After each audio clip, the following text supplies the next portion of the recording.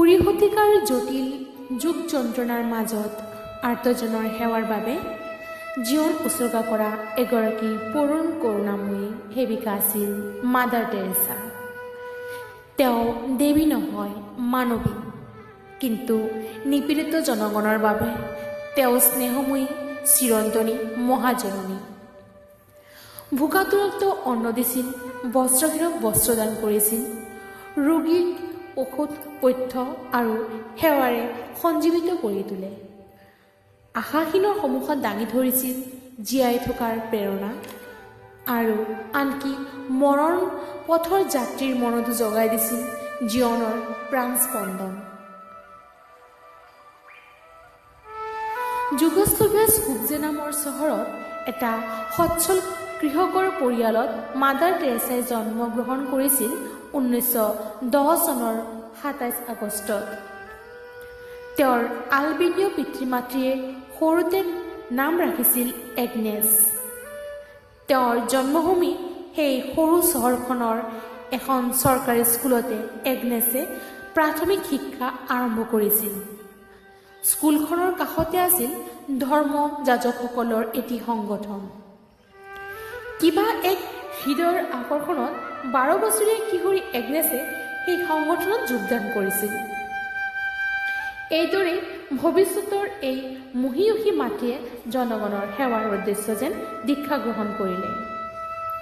1929 চনত সকলো দ্বিধা সংশয় পৰিত্যাগ কৰি তেওঁ ঘৰৰ পৰা একেবাৰে বাহিৰ ওলাই আহিল বিশ্ব মানৱৰ সুবিশাল প্ৰাংগণলৈ।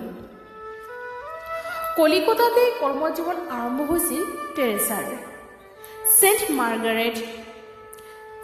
মাৰ্গাৰেট স্কুলৰ শিক্ষয়িত্ৰীৰূপে যোগ দি বঙালী ছাত্ৰীবিভাগৰ প্ৰধান, তাৰপিছত কিছুদিন অধ্যক্ষৰূপে তেওঁ কাৰ্যনিৰ্বাহ কৰিছিল, সাময়িকভাৱে ছেইণ্ট এনৰ ছোৱালীহঁতৰ পৰিচালিকা হৈ। 1946 চনৰ 10 ছেপ্টেম্বৰত পূজাৰ ছুটীত দাৰ্জিলিঙলৈ গৈছিল এগনেছ। সেইবাৰে তেওঁ যেন যীশুৰ আহ্বান শুনিবলৈ পালে।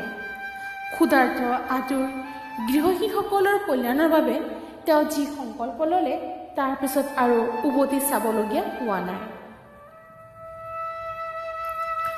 তেওঁ পৰিধান কৰে নীলা পাৰি দিয়া বগা সূতাৰ শাৰী, বাওঁ কান্ধত পবিত্ৰ ক্ৰুচৰ চিহ্ন।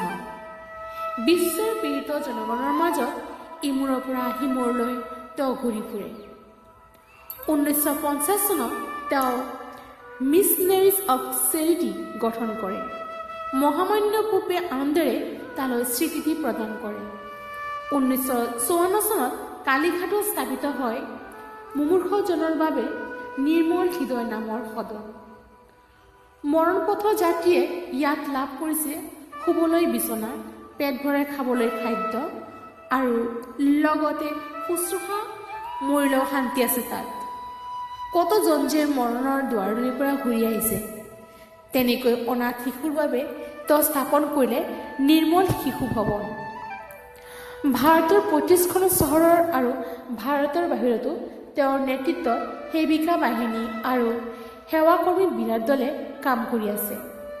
মাদাৰ টেৰেছাৰ পৰিচালনাতে ভাৰততে আছে 60খন স্কুল, 213খন দাতব্য চিকিৎসালয় আৰু 54 কুষ্ঠ চিকিৎসা কেন্দ্ৰ। নিউয়ৰ্ক, অষ্ট্ৰেলিয়াৰ আদিবাসীসকলৰ এলেকালৈ মাদাৰ টেৰেছাৰ কৰ্মথলী বিস্তৃত হৈ আহে। কুষ্ঠ ৰোগীৰ প্ৰতি তেওঁৰ কি গভীৰ মমতা, ঘৃণা নহয়, প্ৰেমেৰেহে কুষ্ঠ ৰোগীসকলৰ সুস্থ জীৱন যাপনৰ সুবিধা দি সমাজত থাপিব পৰা যায়।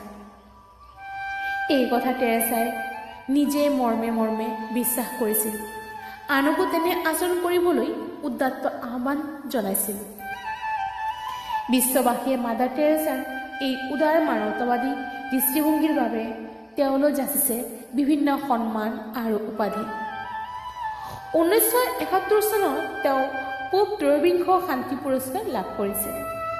1972 চনত নেহৰু পুৰস্কাৰ আৰু পিছৰ বছৰত পাইছে আন্তৰ্জাতিক বুজাবুজিৰ বাবে টেম্পলটন ফাউণ্ডেশ্যন প্ৰাইজ।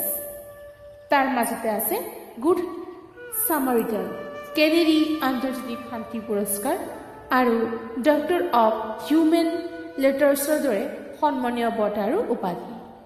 1979 চনত মাদাৰ টেৰেছাই শান্তি নোবেল বঁটা লাভ কৰে।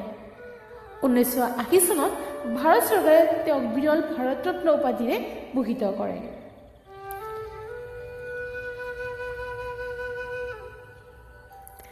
দৰিদ্ৰসকলেই আমাৰ প্ৰকৃত সমাজ।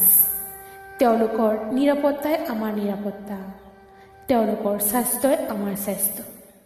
টেৰেছাৰ এই অমৰবাণীয়ে উদ্ধত কৰিছে বিশ্বৰ দীন দুখীয়াসকলক। তেওঁ নিজেই মূৰ্তিমতী কৰোণাৰ প্ৰতীক, মানৱিক প্ৰমূল্যৰ ধাৰক আৰু বাহক।